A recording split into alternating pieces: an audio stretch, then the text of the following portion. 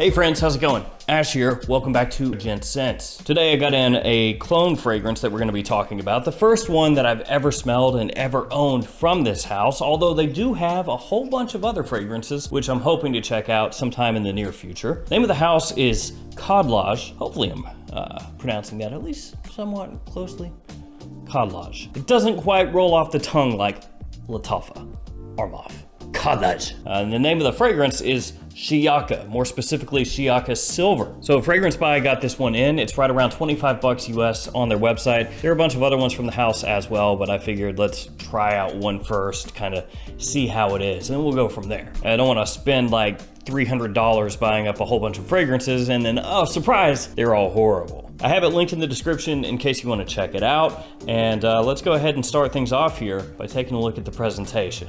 And what a presentation it is. So here you have the box, and the box looks nice. You have the name of the house, name of the fragrance, size and concentration. It's an eau de parfum. Name of the house, once again, up top. Nothing on the sides, and actually the box has kind of a rubbery feel to it. On the back, you have the note breakdown. And one thing I noticed when I got this in, which maybe didn't fill me with enthusiasm, is the note breakdown. Well, let's just go ahead and read it together here. In the top, petitgrain, rosemary, and pink pepper. In the mid, ylang-ylang, neroli, orris root, and jasmine. In the base, cedar, vetiver, patchouli, and sandalwood. Yeah, that's where the problem is, vetiver.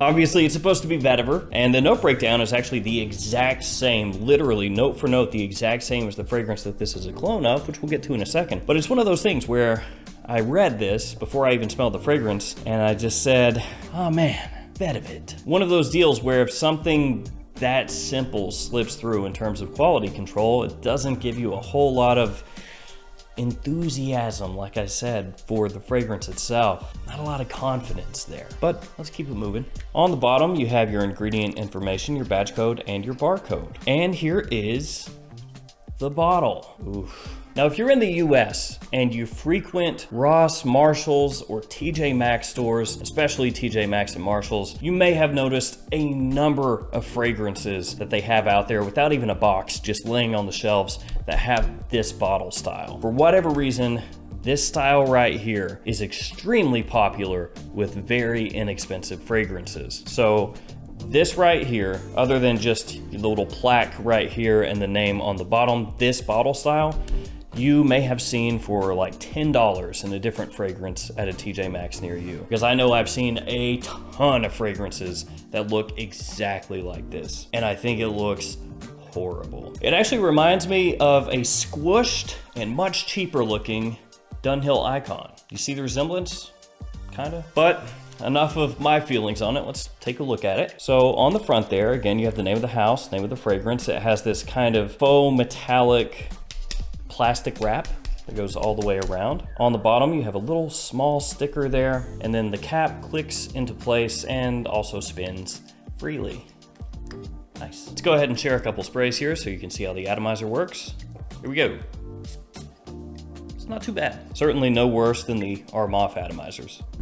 So yeah, if I'm honest, my first impressions here were not positive. The misspelling on the box and then the bottle being reused and reused and reused and reused cheap stock bottle that you can find at TJ Maxx for $9.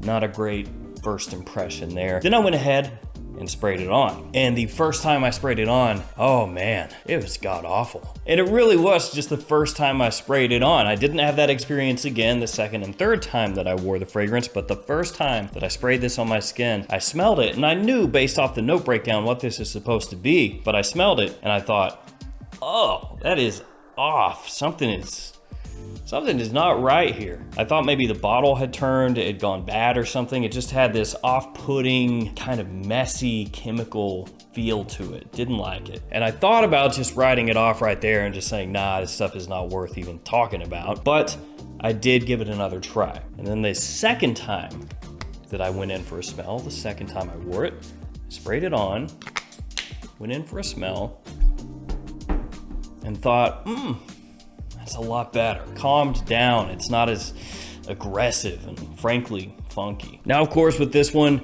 it is a clone of Amouage Reflection Man. Like I said, they copied the note breakdown note for note the exact same. And you can tell, well, at least after the first wearing, that it is a Reflection Man cologne.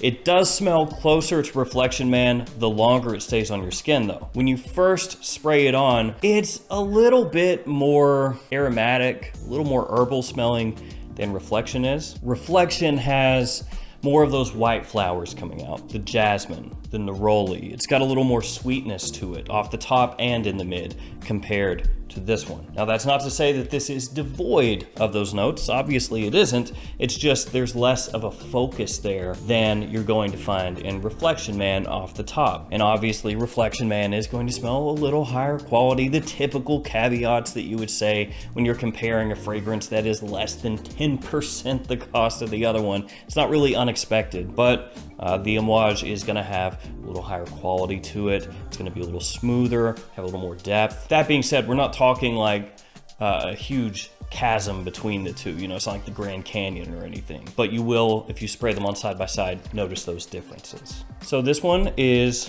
a little more green, as I said, a little less of a focus on those white florals, but as you head through the mid into the dry down, these two actually get really similar. And in the dry down, this is a fantastic clone of Reflection Man. It's a decent clone in the opening and the mid, but it turns out to be very good, as I said, the longer it stays on your skin.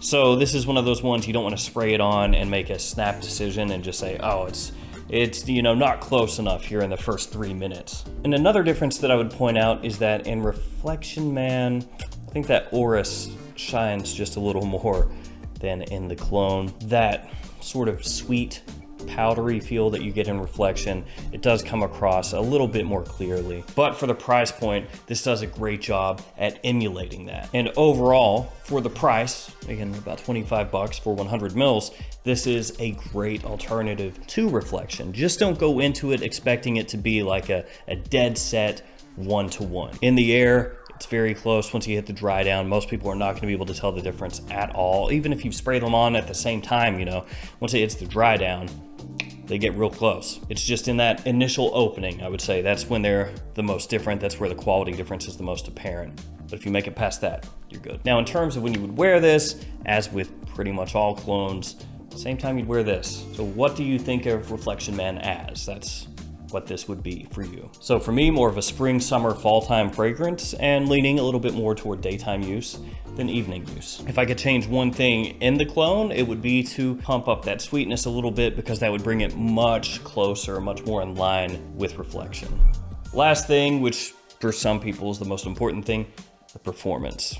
When it comes to cologne fragrances, a lot of people just want the most powerful thing possible. I'm not poking fun, but I swear there are some people who could have a cologne fragrance and the smell itself, they would say, is like a 6 out of 10, but then its performance is a 9 out of 10. And so for that fragrance, they'll be like, man, this is an 8.5 right here. This fragrance, an 8.5 or a 9, because it's like the power of the scent boosts up the overall score. Then you could have a fragrance where the smell is like a 9, but the performance is a 5. And they'll smell that one and go, you know, it smells great, just not beast mode enough though. So I'm gonna give that one a 6. Whereas for me, I think I would swap it, and it's just how good does it smell is the most important thing to me. But you know, different strokes for different folks. So in comparing these side by side, my Reflection Man did last a little bit longer, and it did project a little bit more. That being said, this is not a weak performer. It lasts a good amount of time off my skin, you know, 6+ hours without issues. Pretty good projection as well, but Reflection does have just a little more push to it, which again should not be a surprise. It's an Amouage, which is a house known for having high performance fragrances, even their more summertime scents, and also it's freaking expensive. So yeah. So there we go, my first Khadlaj. It just sounds very unnatural saying that. Khadlaj Shiyaaka Silver, and a darn good one. Nice alternative to Reflection Man. $25, that's gonna be one of those really good bang for your buck clone fragrances. And because it's actually pretty well done in spite of the nightmare-inducing bottle and the spelling error on the back of the box, in spite of those things, I guess I'm gonna have to check out some more of them. Is what it is. Thank you guys for staying with me. Stay safe out there, and I'll see you tomorrow with another fragrance video. See you guys later.